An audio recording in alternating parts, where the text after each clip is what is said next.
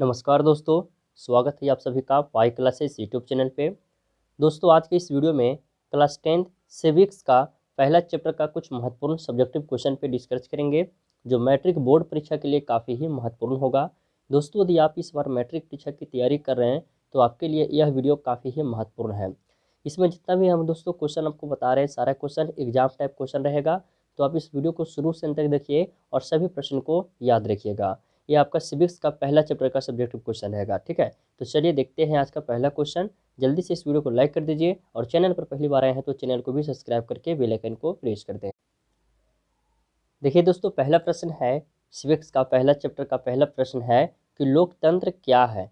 लोकतंत्र क्या है? तो उत्तर में आपको लिखना है दोस्तों कि लोकतंत्र वैसी शासन व्यवस्था को कहते हैं जो जनता के लिए तथा जनता के द्वारा चलाया गया शासन व्यवस्था हो। आपसे कोई पूछेगा कि लोकतंत्र क्या है, लोकतंत्र किसे कहते हैं, तो आपको क्या कहना है कि लोकतंत्र वैसी शासन व्यवस्था को कहते हैं जो जनता के लिए तथा जनता के द्वारा चलाया गया शासन व्यवस्था हो। इस शासन व्यवस्था में जनता सर्वोपरि होती है, ठीक है। इसी को हम लोग लोकतंत्र कहते हैं। तो आप सभी को पता हो गया होगा दोस्तों कि लोकतंत्र किसे कहते हैं। ये सब प्रश्न दोस्तों 2 नंबर में पूछे जाने वाले हैं, तो याद रखिएगा, अपने कॉपी पर लिखकर इसे याद कर लीजिएगा, ठीक है। तो पहला प्रश्न हो गया लोकतंत्र क्या है, या फिर डायरेक्ट पूछेगा कि लोकतंत्र किसे कहते हैं। तो जो डिफिनेशन में हम आपको बताए हैं उत्तर में, वही आपको बताना है, ठीक है। चलिए दूसरा क्वेश्चन देखिएगा।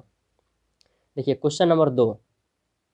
क्वेश्चन नंबर 2 क्या करा कि गैर लोकतांत्रिक सरकार किसे कहते हैं, स्पष्ट करें। आपको बताना है कि गैर लोकतांत्रिक सरकार जो है किसे कहते हैं, ठीक है। तो उत्तर में आपको लिखना है कि वैसी सरकार व्यवस्था जिसमें सरकार के गठन में प्रत्यक्ष या अप्रत्यक्ष जनता की भागीदारी नहीं होती है तथा सरकार जनता के प्रति उत्तरदायी नहीं होते हैं, उसे गैर लोकतांत्रिक सरकार कहते हैं। किसे कहते हैं? गैर लोकतांत्रिक सरकार किसे कहते हैं? और फिर से रिवीजन कर देते हैं। वैसी सरकार व्यवस्था जिसमें सरकार के गठन में प्रत्यक्ष या अप्रत्यक्ष जनता की भागीदारी जो है वो नहीं होती है और सरकार जो है वो जनता के प्रति उत्तरदायी नहीं होता है, उस लोकतांत्रिक को हम लोग गैर लोकतांत्रिक सरकार कहते हैं, ठीक है। गैर लोकतांत्रिक मतलब समझ ही रहेंगे कि जनता के प्रति उसे कोई उत्तरदायी नहीं है, ठीक है। उसी को हम लोग गैर लोकतांत्रिक सरकार कहते हैं। तो क्वेश्चन नंबर 2 काफ़ी महत्वपूर्ण था और यह मैट्रिक परीक्षा में 2 नंबर में ये भी पूछे जाने वाला प्रश्न है, तो आप इसे भी याद रखिएगा, ठीक है। चलिए आप क्वेश्चन नंबर 3 देखते हैं। स्क्रीनशॉट लेके आप इसे अपने फ़ोन में रख सकते हैं, याद कर सकते हैं। चलिए क्वेश्चन नंबर 3 देखिएगा। क्वेश्चन नंबर 3 में देखिए क्या कह रहा है। कह रहा है कि सांप्रदायिकता क्या है। सांप्रदायिकता के बारे में पूछा गया कि सांप्रदायिकता क्या है, सांप्रदायिकता किसे कहते हैं। यदि आपसे पूछेगा तो क्या लिखना है, तो उत्तर में हमको लिखना है कि सांप्रदायिकता ऐसी भावना है जो धर्म अथवा धार्मिक पहचान के आधार पर गैर धार्मिक हितों, राजनीतिक अथवा अन्य के प्रति समर्थन करती है। देखिए सांप्रदायिकता जो है दोस्तों, यह ऐसी भावना है जो धर्म, धार्मिक पहचान के आधार पर गैर धार्मिक हितों, राजनीतिक अथवा अनेक की प्रति समर्थन करती है, ठीक है। अनेक के प्रति समर्थन करती है, उसे ही सांप्रदायिकता कहते हैं। अर्थात सांप्रदायिकता समाज को धर्म के आधार पर बांटते हैं। डायरेक्ट यदि आप भी बोल सकते हैं कि सांप्रदायिकता किसे कहते हैं, तो आपका इसका मतलब बता सकते हैं कि सांप्रदायिकता जो है वो धर्म के आधार पर ही समाज को बांटते हैं, ठीक है। इतना भी बोलिएगा।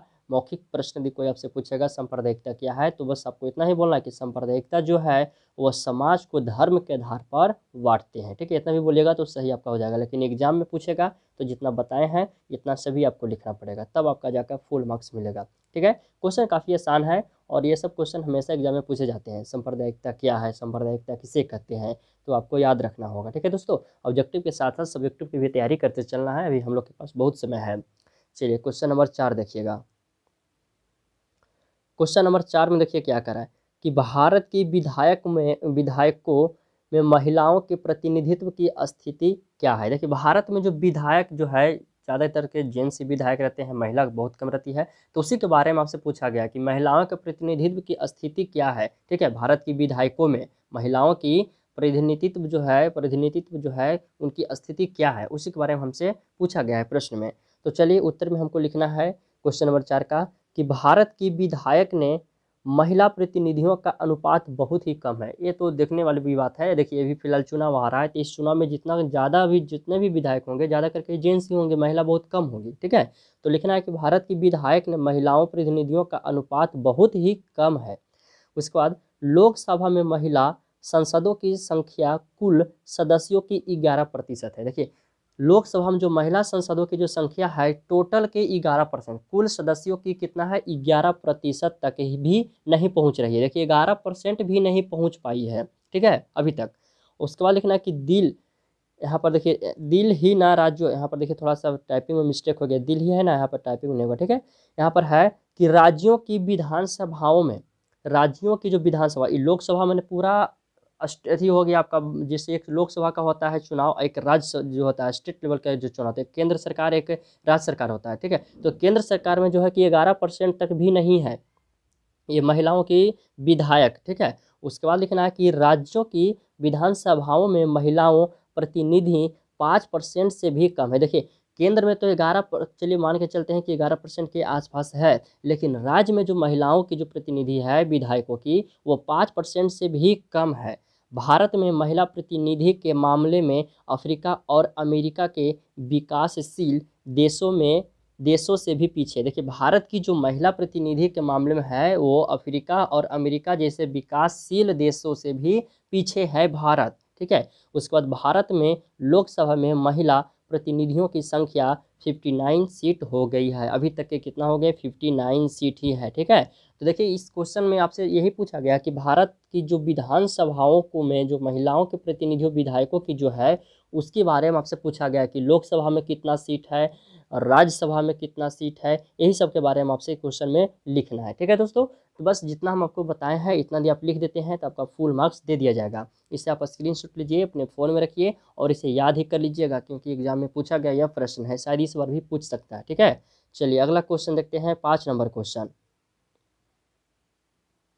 देखिए क्वेश्चन नंबर 5 दोस्तों VVI क्वेश्चन या मैट्रिक परीक्षा में पूछा गया है। आप इसे याद रखिएगा कि क्या करा है कि राजनीतिक दल लोकतंत्र के लिए क्यों आवश्यक है, स्पष्ट करें।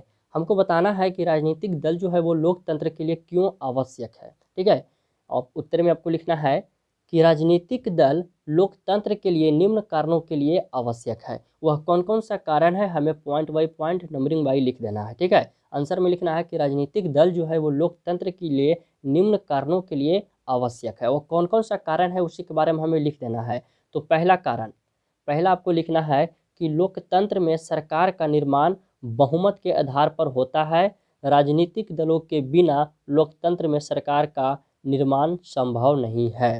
देखिए सबसे मेन पॉइंट है कि लोकतंत्र में सरकार का जो निर्माण होता है दोस्तों वो बहुमत के आधार पर होता है। जिसका ज़्यादा बहुमत में आएगा उसी का सरकार बनेगा। जैसे इस बार इलेक्शन होने वाला है बिहार में, देखिए शहरी जगह इलेक्शन होने वाला है, तो बिहार में जिस सरकार का जो पहले से बना हुआ जिसका ज़्यादा बहुमत आएगा वो फिर से अपना बनेगा मुख्यमंत्री। ठीक है, तो क्वेश्चन में यही कह रहा है कि लोकतंत्र में सरकार का जो निर्माण होता है वो बहुमत के आधार पर होता है। राजनीतिक दलों के बिना लोकतंत्र में सरकार का निर्माण संभव नहीं है।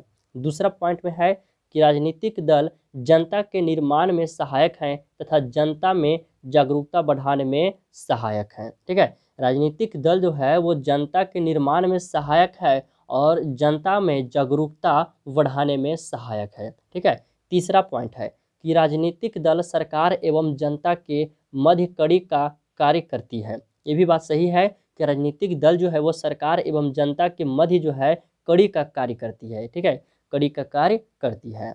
और चौथा जो है कह रहा है कि विरोधी दल के रूप में यह सरकार की मनमानी पर रोक लगाती है। जैसे देखिए सरकार मनमानी जो कर रहा है तो उस पर आवाज़ उठाने के लिए जो उसके विरोधी जो भी सरकार विरोधी उसका रहेगा वो उस पर आवाज़ उठा सकता है। जैसे में देखिए मोदी का विरोधी बहुत सा है, कांग्रेस हो गया, और बिहार में ही ले लेते हैं नीतीश का विरोधी हो गया, आरजेडी हो गया, लालू प्रसाद यादव हो गया, तो वो सरकार पर आवाज़ उठा सकते हैं, हम सभी आवाज़ उठा सकते हैं यदि सरकार मनमानी करेगा तब। ठीक है, तो ये सबसे मेन पॉइंट आपका हो गया 4 नंबर पॉइंट, तो आप इसे याद रखिएगा। ठीक है दोस्तों, क्वेश्चन ये काफ़ी महत्वपूर्ण है, एग्जाम में पूछे गए क्वेश्चन। ठीक है, यह क्या कर रहा है कि राजनीतिक दल जो है वो लोकतंत्र के लिए क्यों आवश्यक है, तो आप इसे अपनी कॉपी पर लिखकर याद कर लीजिएगा, एग्जाम में शायद पूछ सकता है इस क्वेश्चन को।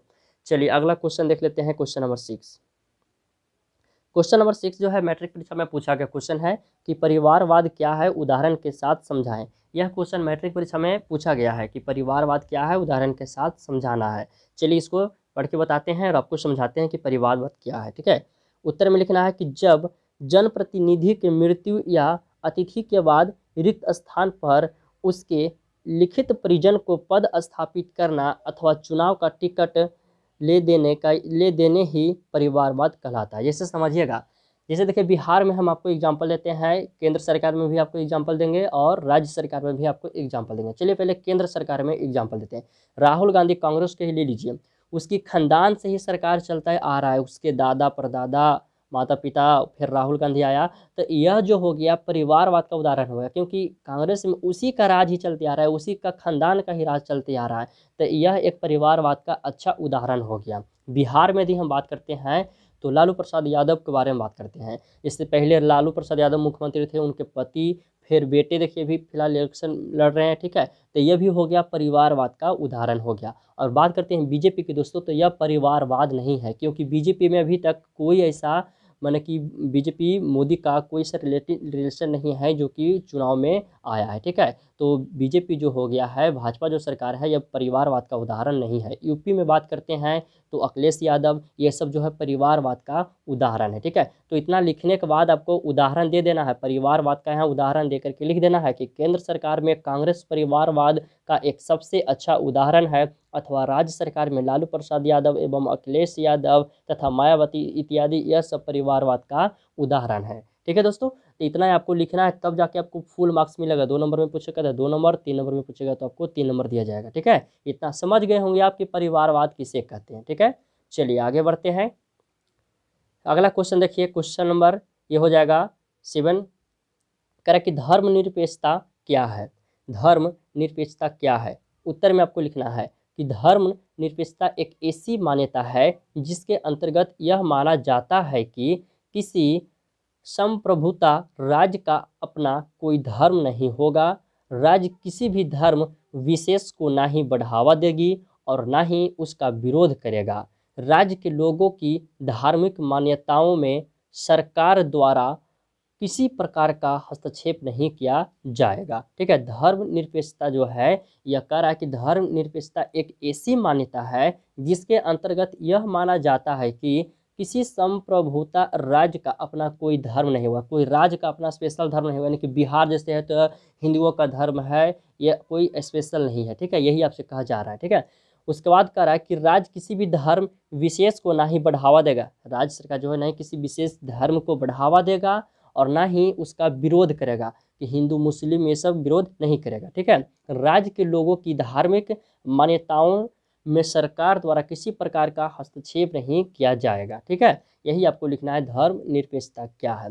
ये सब क्वेश्चन काफ़ी महत्वपूर्ण है, पहला चैप्टर सिविक्स का, तो आप इसे याद रखिएगा। ठीक है दोस्तों, इसका PDF हम आपको टेलीग्राम पे दे देंगे, आप लोग टेलीग्राम ज्वाइन कर लीजिएगा, उसी पे आपका फ्री PDF मिल जाएगा। टेलीग्राम का लिंक हम इस वीडियो के डिस्क्रिप्शन में दे देंगे, या फिर आप जितने भी इसमें PDF है, आप लोग पाई क्लासेस मोबाइल एप्लीकेशन से भी PDF डाउनलोड कर सकते हैं। उस एप्लीकेशन में हम लोग PDF अपलोड कर दिए हैं, तो जाकर वहाँ से डाउनलोड कर लीजिएगा।